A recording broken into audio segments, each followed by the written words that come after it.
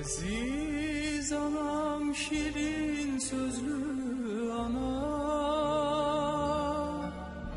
kalbin kövrek, eşkin solmaz bahar. Kaş birce yol kapımızı açaydı.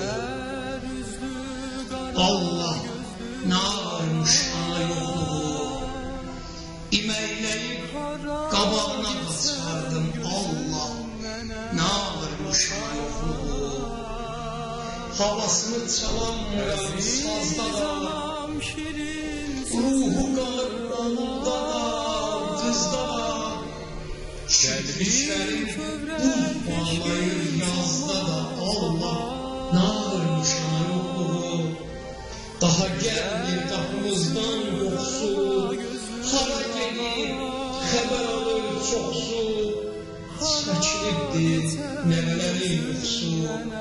Allah ne varmış ana yolu, ocaq sönür, həyət bacada axır, baba, nəvə, qardaş, bacı darıxır, tənha qalır, əl bacı darıxır.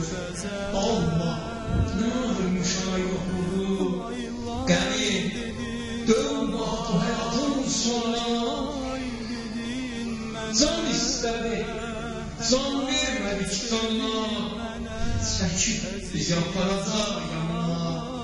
Allah ne varmış ana yolu, kaş bircə yolu qapımızı açaydı.